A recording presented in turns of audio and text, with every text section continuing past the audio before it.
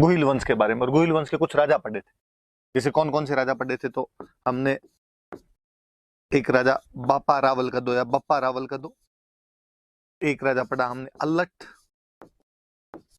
और एक राजा पढ़ा हमने जत्र सिंह। ये सब जानकारियां कल पढ़ी थी हमने गोहिल वंश के बारे में, बापा रावल, अल्लट और जत्र सिंह। थोड़ा सा मैंने और बताया था मेवाड़ के, दो चीजें बताई थी, एक तो मेवाड़ का ज्योग्राफिकल एक्सपेंशन, उसका भौगोलिक विस्तार, और एक हमने पढ़े थे उसके प्राचीन नाम, एंशिएंट नेम्स।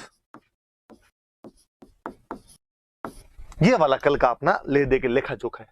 सीधा सा ऊपर से आ जाओ अपने, सबसे पहले लिखा हुआ है कि मेवाड़ का जियोग्राफिकल एक्सपेंशन, कि उसका भौगोलिक विस्तार कहां कहां था। मैंने आपको मैप के माध्यम से बाकायदा बताया था कि अपने उदयपुर, चित्तौड़गढ़, राजसमंद, भीलवाड़ा और प्रतापगढ़ वाला जो कुछ पोर्शन है, इनको अपने मिलाएंगे तो वो अपना आज का क्या बन जाएगा, मेवाड़ बन जाएगा। फिर तो भौगोलिक विस्तार बताया था। फिर हमने उसके एंशिएंट नेम्स पढ़े थे कि उसके प्राचीन काल में उसको क्या बोलते थे। मैंने 3 नाम बताए थे आपको, कि इसको मेदपाट कहते थे, इसको प्रागवाट कहते थे, और इसको सिवी जनपद बोलते थे। तो 3 नाम हो गए उसके, मेदपाट, प्रागवाट और सिवी जनपद नाम करके। फिर हमने गोहिल डायनेस्टी के बारे में पढ़ा कि गोहिल डायनेस्टी क्या थी क्या नहीं थी, गोहिल कौन था कौन नहीं था, इसके बारे में कई जानकारियां पढ़ी। तो हमने इसके बारे में एक जानकारी पढ़ी थी कि गोहिल के लिए कहा जाता है कि वो गुजरात में एक जगह पड़ती है वल्लभी, वहां के कोई राजा थे शिलादित्य,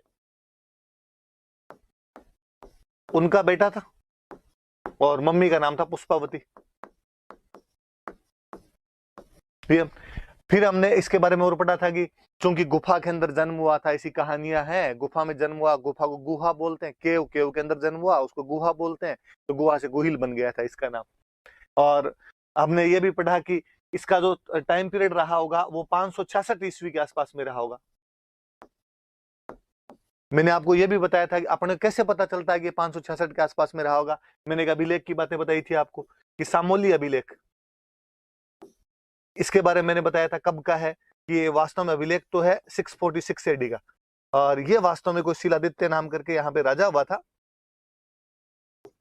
उसका अभिलेख है। कई बातें बताई थी मैंने आपको कि इसके अंदर लिखा हुआ है कि शिलादित्य जो है वो गोहिल का 5वां वंशज है, कि पहले गोहिल हुआ था, फिर भोज हुआ था, फिर आपके नाग हुआ था, महेंद्र हुआ था, नाग हुआ था, और उनके बाद में आपके शिलादित्य हुआ था, तो उसका 5वां वंशज है। और 20-20 साल का टाइम मानते हैं, तो वो टाइम जाके आपका 566 एडी होता है।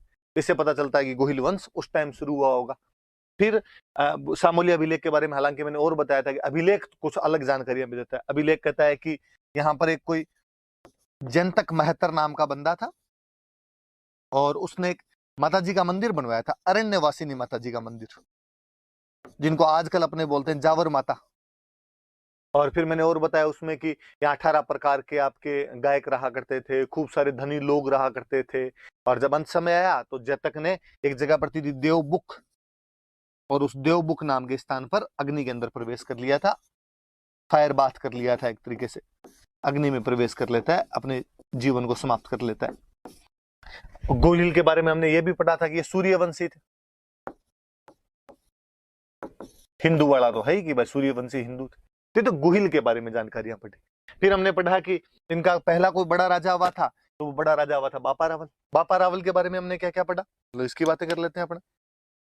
बापा रावल के बारे में पढ़ा कि ये कोई हरित ऋषि का शिष्य था। फिर मैंने कहानी बताई थी कि हरित ऋषि गायन चराता था, हरित ऋषि महादेव जी के भक्त थे, महादेव जी से कह के इसको मेवाड़ का राज्य मांगा इसके लिए। और ये 734 ईस्वी में इन हरित ऋषि के आशीर्वाद से 734 ईस्वी के अंदर ये आपके मान मोरी नाम के राजा को हराता है चित्तौड़ में, और मान मोरी को हराकर चित्तौड़ पर कब्जा कर लेता है। पर अपनी राजधानी ये नागदा में रखता है, और नागदा के पास में एक जगह पड़ती है कैलाशपुरी, और वहां पर चूंकि महादेव जी के भक्त थे इसलिए एकलिंग जी का मंदिर बनवाता है। खुद को एकलिंग जी का दीवान मानता है कि राजा मैं नहीं हूं, मैं तो उनका दीवान हूं। सोने के सिक्के चलाता है, 115 ग्रेन का सोने का सिक्का था। मुस्लिम सेना को हराते हुए गजनी तक चला गया, गजनी के राजा सलीम को हराता है, अपने भांजे को बना के आता है।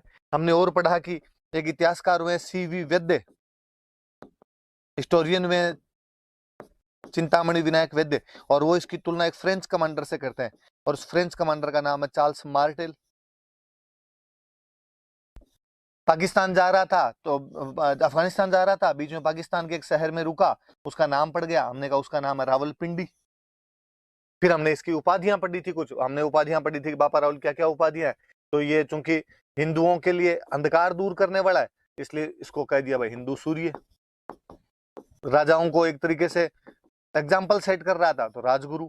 चारों दिशाएं जीत ली, तो हमने इसको कह दिया चकवे। हमने बापा रावल के बारे में खूब सारी बातें पढ़ी थी। फिर हमने एक राजा पढ़ा अल्लट।